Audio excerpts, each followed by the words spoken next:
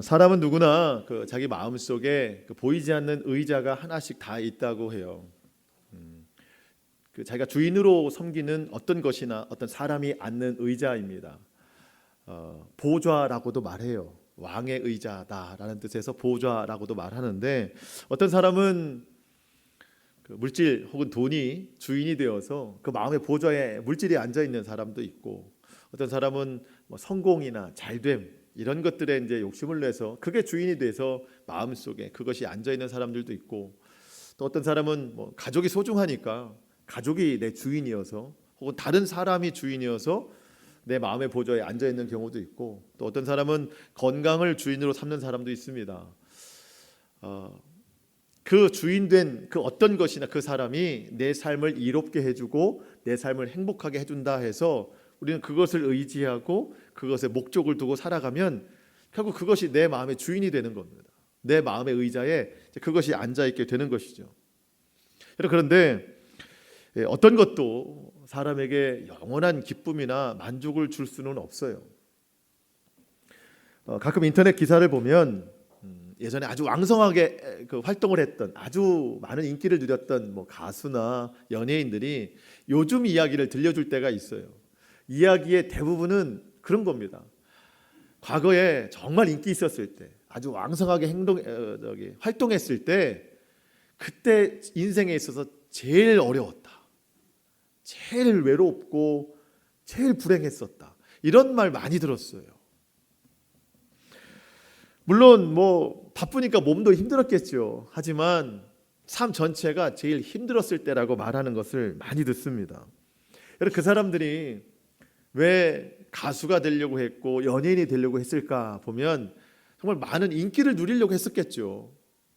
정말 많은 것들을 얻으려고 했었겠죠. 근데 막상 그 위치에 되고 보니까 그 화려한 인기 속에 가려진 어떤 마음의 외로움이나 공허함, 그 무엇으로도 채워지지 않는 어떤 영적인 갈급함이 늘 있더라는 거예요.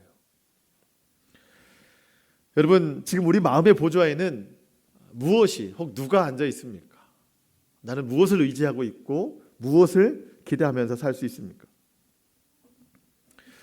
어쩌면 우리는 날마다 내 마음의 주인이 바뀔 수도 있어요. 오늘은 이것을 쫓아가고 또 내일은 또 저것을 쫓아가고, 혹은 넓은 주기로 내 마음의 보좌의 주인이 바뀔 수도 있습니다. 내가 주인으로 섬기고 있는, 내가 갈망하고 찾고자 하는 그것이 내게 채워졌을 때 나는 정말 만족할 것 같고 행복할 것 같다. 지금은 그렇게 예상이 되지만 내가 찾고 있는 그것을 이미 찾았고 누린 사람들이 말하기를 그것이 전부는 아니더라, 이렇게 말하는 그 말에 우리는 귀를 기울일 필요가 있어요. 물론 지금은 안 그렇죠. 나는 안 그럴 거야. 내가 지금 찾고 있는 그 무언가, 내 마음의 보좌에 앉아있는 그 주인을 내가 찾는 날에는 다른 사람들처럼 그것 다 필요 없다, 그것이 만족이 되지 않는다라는 말을 나는 절대 하지 않을 거야 라고 생각하지만 아마 우리도 똑같을 겁니다. 여러분, 변하지 않는 진리, 우리에게 영원한 것을 가져다 두시는 예수 그리스도, 그분만이 우리 인생의 참된 주인이라는 거예요. 내 마음의 보좌에 오직 예수님만이 앉으셔야 된다는 겁니다. 그분만이 참된 기쁨이에요. 물론 삶에 어떤 목적도 두고 살면 안 된다, 그런 얘기하는 게 아닙니다. 물론 목적이 있고 삶의 이유가 다 있어요. 하지만 예수 그리스도 안에서 우리가 그런 것들을 이루어 나갈 수 있어야 된다는 겁니다. 예수님이 없는 삶, 예수님에게서 벗어난 삶은 다 우리에게 만족이 될 수 없다는 것을 우리가 알아야 된다는 겁니다. 그리고 예수님이 내 마음의 주인이 되셨다면 그 주인된 예수님의 말씀에 순종하는 삶을 살아가야 돼요. 우리가 입술로는 저는 예수님 믿습니다, 예수님을 따릅니다, 이렇게 해놓고 삶으로는 예수님과 반대되는 방향으로 나아가면 그것은 실제적인 믿음이 아니라고 볼 수 있는 것이죠. 그래서 우리가 더 예수님을 믿는다고 하면서도 삶에 흔들림이 많고 또 무뎌지는 그런 삶을 살 때가 많이 있는 겁니다. 오늘 말씀을 통해서 예수님을 주시는 참된 구원의 기쁨, 또 영생의 소망, 또 삶에 대한 만족과 감사가 충만해지는 그런 시간 될 수 있기를 축복합니다. 오늘 본문은 예수님께서 제자들과 많은 무리들과 함께 한 동네에 들어가셨는데 그 동네 이름이 나인이라는 동네입니다. 나인, 성읍이에요. 나인 성. 여러분, 이 나인이라는 이름의 뜻이 즐거움입니다. 즐거움. 그러니까 이 나인이라고 하는 동네에 사는 사람들은 그 이름의 뜻처럼 다 즐거운 삶을 꿈꿔요. 다 행복한 삶을 꿈꿉니다. 우리도 마찬가지죠. 우리 다 즐거운 삶을 꿈꾸지만 사실 인생이 또 그렇지 않잖아요. 늘 즐거울 수만은 없습니다. 꿈꾸는 것과 실제는 달라요. 실제로 예수님께서 그 나인이라는 동네에 들어가셨을 때 그 이름에 맞지 않는 너무나도 슬픈 일이 벌어지고 있는 것을 예수님 보시게 됐어요. 장례식이 일어났는데 그 동네에 그동안 장례식이 왜 없었겠습니까? 그런데 이보다 더 슬픈 장례식이 없어요. 어떤 장례식인가 봤더니 그 죽은 자가 아주 젊은 청년이에요. 독자예요, 독자. 하나밖에 없는 아들. 근데 그의 부모는 남편이 없는 과부예요. 홀로 살아가는. 이 과부의 하나밖에 없는 독자인 아들이 죽었습니다. 그 장례의 행렬을 보게 된 겁니다. 여러분, 이것은 그 나인이라고 하는 동네의 뜻 이름이 즐거움이라고 하는 건데 모두 다 즐거움을 쫓아 살아가지만 현실적으로는 그렇지 않다는 것을 상징적으로 보여주는 거예요.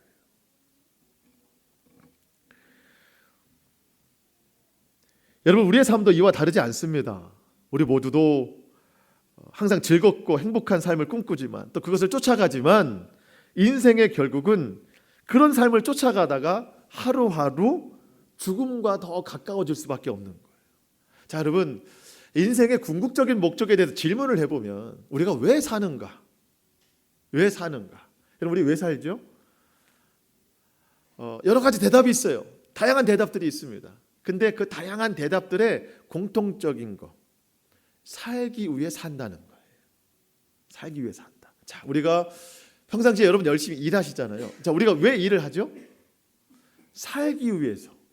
살기 위해서. 뭐 아침도 먹고 점심도 먹고 저녁도 먹는데 왜 먹어요? 살기 위해서. 살기 위해서. 건강을 챙기는 사람들은 뭐 꾸준히 운동도 하고 몸을 잘 챙겨요. 건강을 유지합니다. 왜 건강을 유지하죠? 살기 위해서. 그렇게 살기 위해서 열심히 일하다 보면 죽어요. 언젠간 죽잖아요, 인생이. 살기 위해서 열심히 먹어요. 열심히 먹다 보면 언젠가 죽습니다. 건강하게 살기 위해서 꾸준히 운동도 하고 자기 몸 관리를 열심히 하다 보면 죽습니다. 여러분, 그렇잖아요. 사람이 한 번 죽는 것은 정해진 것이고 그 뒤에는 심판이 있다. 성경은 말씀하잖아요. 여러분, 그런 사람 보셨어요? 나는 죽으려고 살아. 그런 사람은 한 사람도 없잖아요. 다 살기 위해서 살죠. 간혹 그런 사람은 있어요. 죽기 살기로 사는 사람이 있어요. 어떤 사람은 죽을 힘을 다해서 사는 사람도 있습니다. 하지만 다 살기 위해서 사는 사람이지 죽으려고 사는 사람은 없습니다. 여러분, 그런데 그러다 보면 언젠가 죽는 날이 온다는 거예요. 여러분, 그렇죠? 여러분, 이 세상 그 누구도 평생을 영원토록 사는 사람은 하나도 없습니다. 열심히 살다가 언젠가는 죽는다는 것이죠. 여러분, 예수님 우리에게 왜 오셨을까? 그 죽음을 막기 위해 오셨습니다. 육신의 죽음이 아니라 그 이후에 있을 심판에 대한 죽음을 막으시기 위해서 예수님이 우리 가운데 찾아오셨습니다. 천국에 대한 소망을 품고 그날만 바라보는 것이 아니라 그날에 대한 소망을 가지고 이 세상을 살아가라고 믿음 주시기 위해 예수님이 이 땅에 오셨다는 겁니다. 여러분, 예수님을 제대로 믿으면 삶이 달라져요. 오늘 본문에서 보니까 어느 쪽에 인원이 더 많다를 파악할 수는 없지만 두 행렬이 마주하게 되거든요.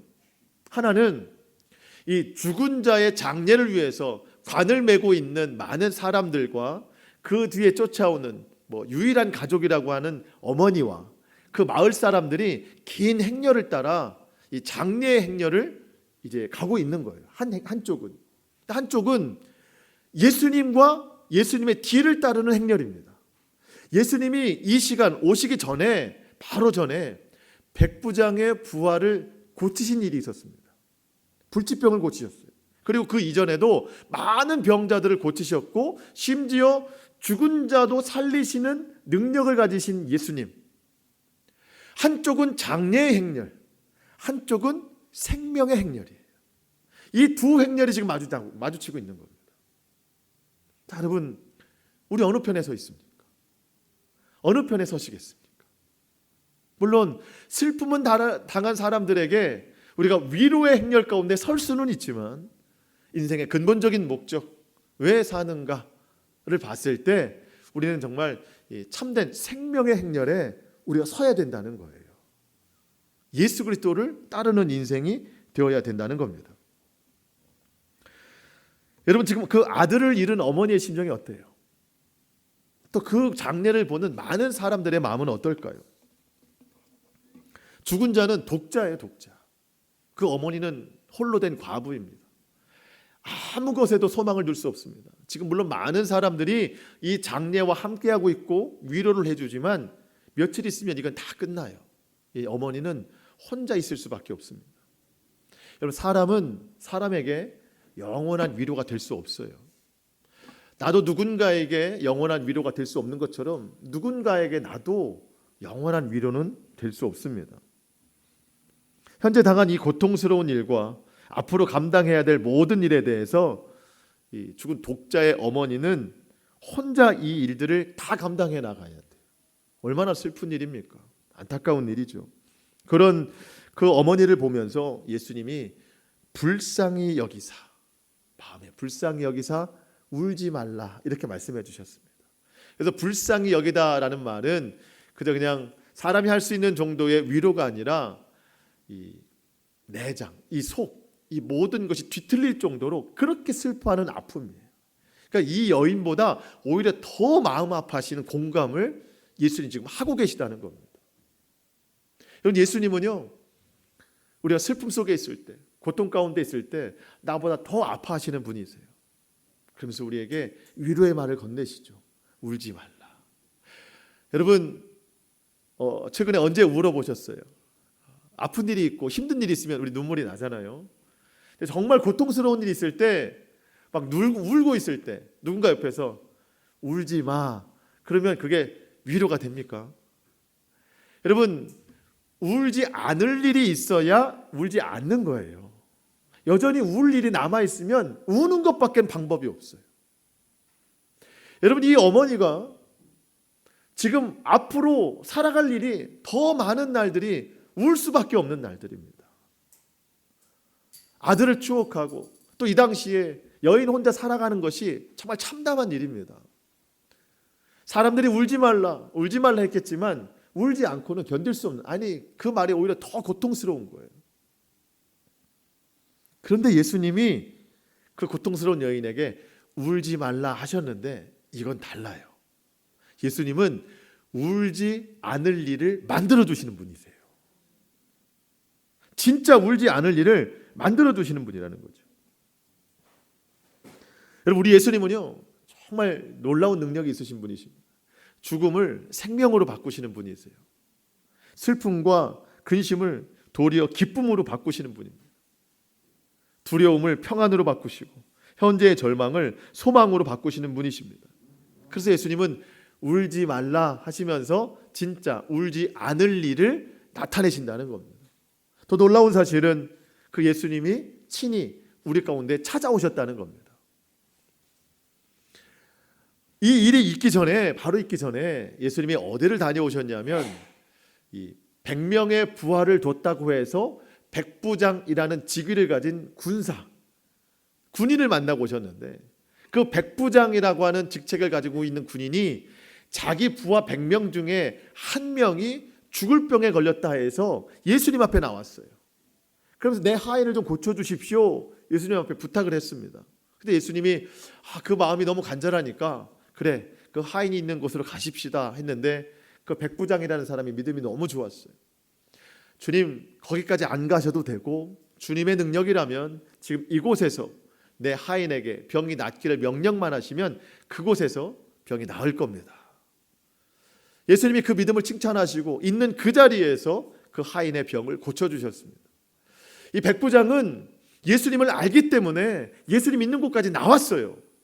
하지만 이 나인이라고 하는 동네 사람들은 예수님을 알지 못해요. 그런 절망 가운데 있을 때 예수님이 직접 그 가운데 찾아오셨다는 겁니다. 여러분, 예수님을 알지 못하는 사람들에게 직접 찾아가시는 분이세요. 오늘 우리가 우리의 마음으로 예수님 앞에 나온 것 같지만 사실은 예수님의 초청으로 우리가 이 자리에 나온 줄 믿습니다. 예수님의 부르심으로 예배 자리에 나온 우리에게 우리 주님은 또 한 주간의 삶, 평생의 삶에 우리 일상 가운데 이렇게 찾아오셔서 우리의 삶에 손을 대시고 모든 어려움과 근심 중에 있는 우리 가운데 소망과 또 능력을 행하여 주시는 분이십니다. 슬픔 속에 있는 이 어머니에게 주님이 울지 말라 하시죠. 울지 말라. 14절에 보니까 주님이 이제 가까이 가셔서 그 관에 손을 대시니 맨 자들이 서는지라.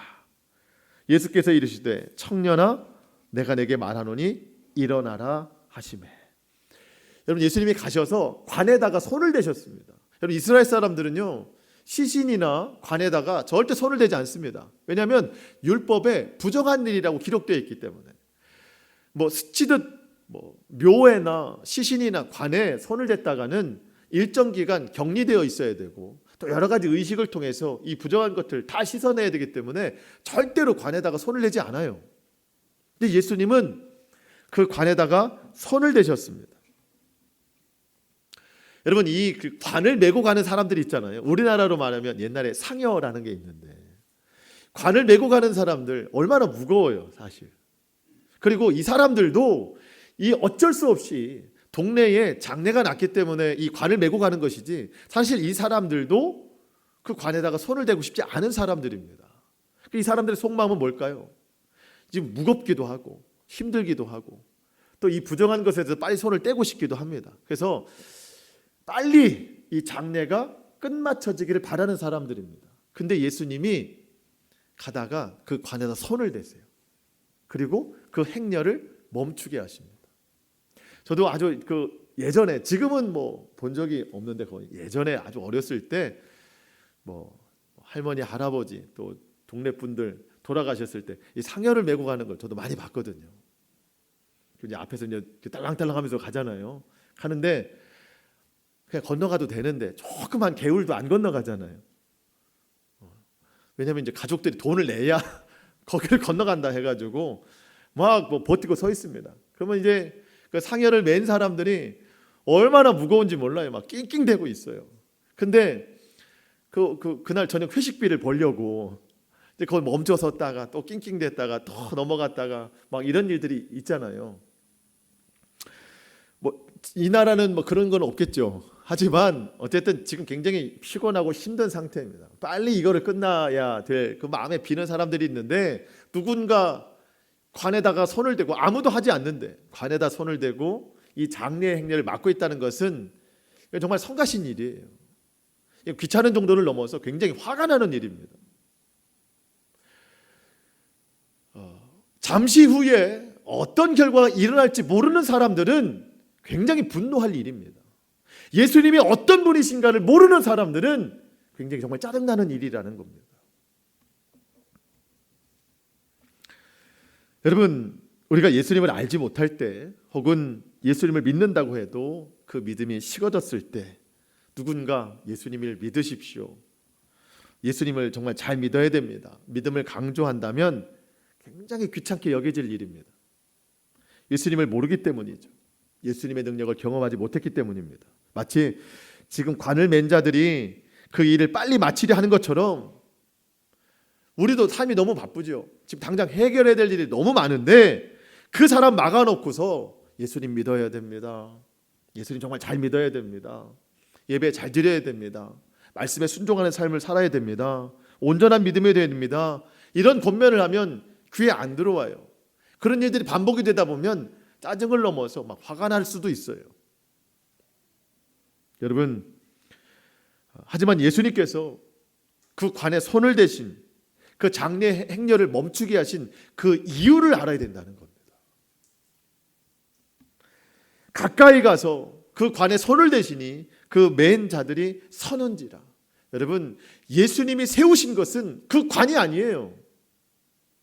그 맨 자들의 발걸음이 아닙니다. 표면적으로 보면 그들이 멈춰서 있지만 예수님이 보시는 것은 예수님을 알지 못하고 죽은 그 청년의 영혼을 보시는 거예요. 그 영혼이 지금 어디로 가고 있어요? 지옥으로 가고 있는 거예요. 여러분, 이 슬픈 장례식보다 더 슬픈 일은 예수님을 믿지 않고 죽은 그 영혼이 천국에 가지 못함이 더 슬픈 일이에요.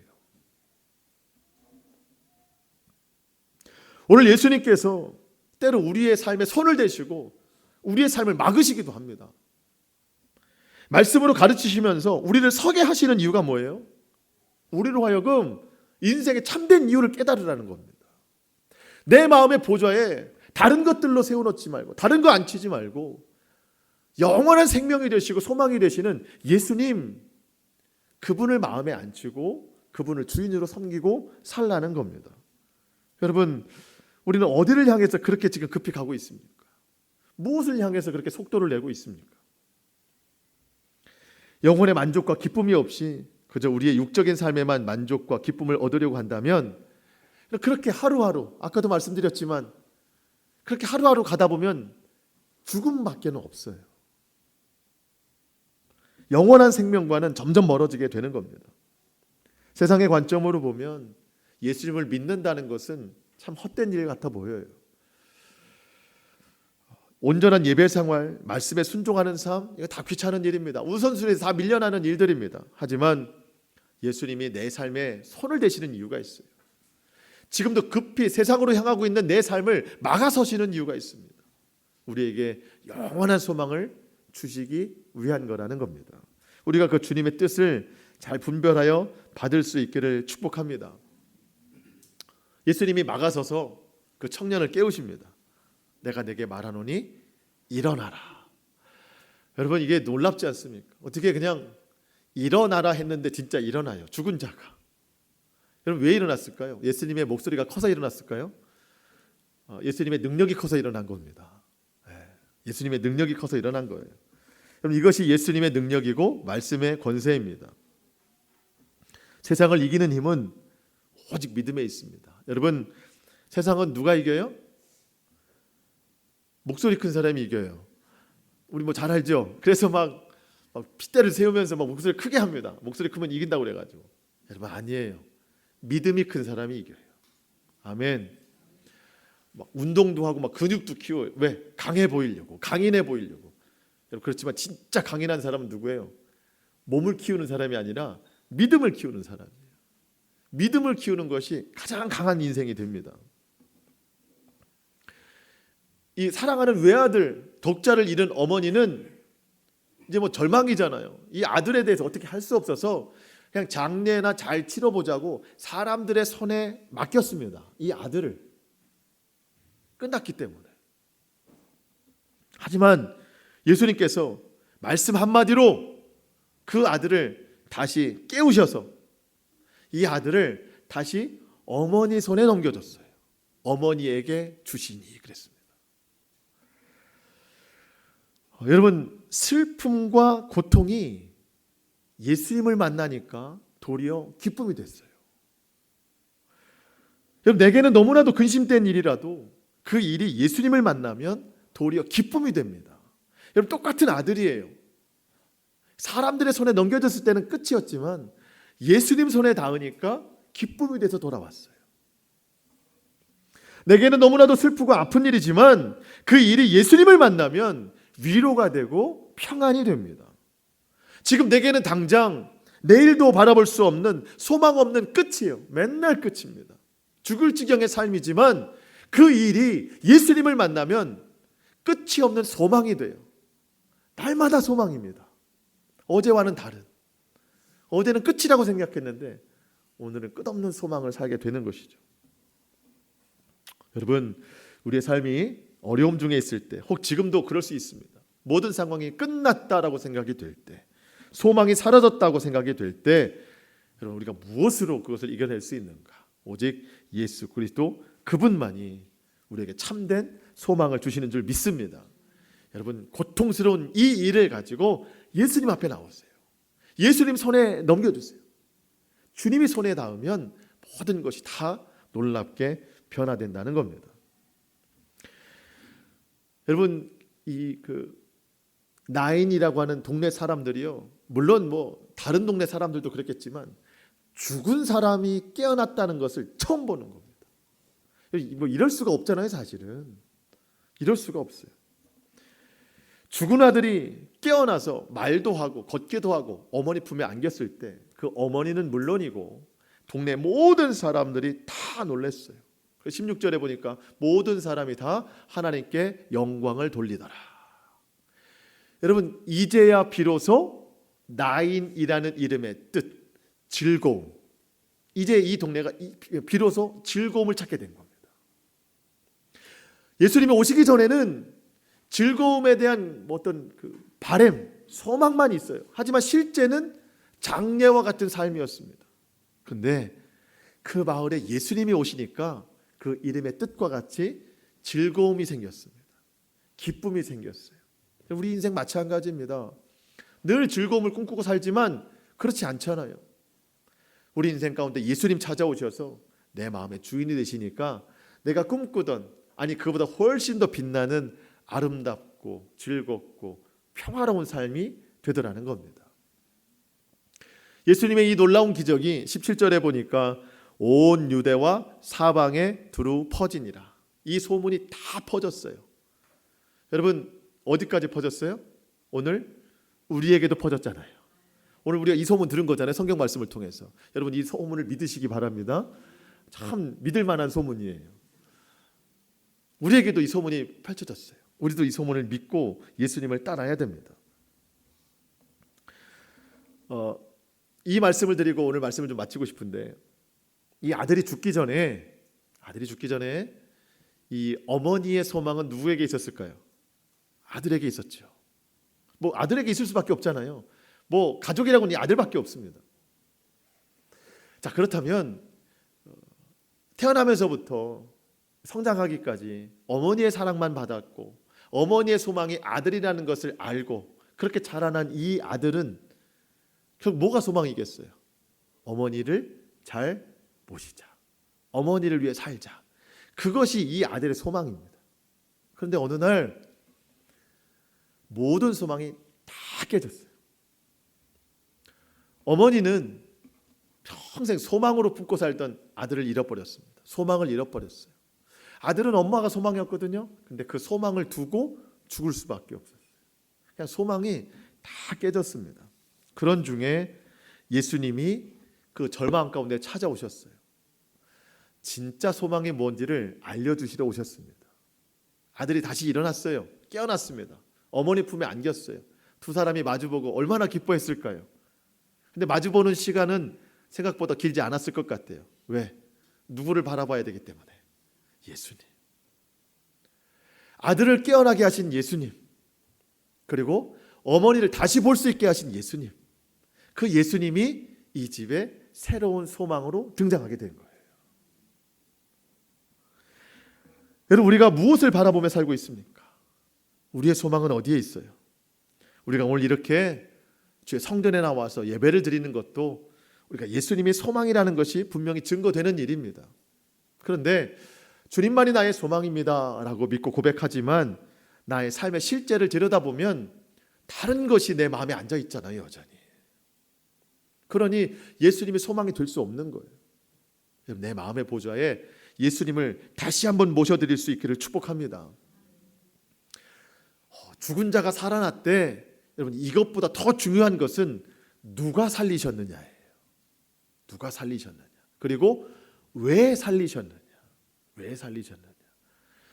여러분, 혹여 마음속에 와, 예수님은 죽은 자라도 살리시는 분이시구나. 오늘부터 여러분 기도가 또 예수님 제 어머니 좀 살려주세요라고 기도가 시작이 되면 안 됩니다. 여러분, 왜 살리셨느냐가 중요하다는 거예요. 왜 살리셨느냐. 여러분, 이 아들, 죽은 아들이 결국 언젠가 또 죽잖아요. 그렇죠? 이 아들이 지금까지 살아있는 건 아니잖아요. 예. 성경에서 죽었다가 살아난 사람은 또 다시 죽습니다. 그런데 이 첫 번째 죽음과 두 번째 죽음이 달라요.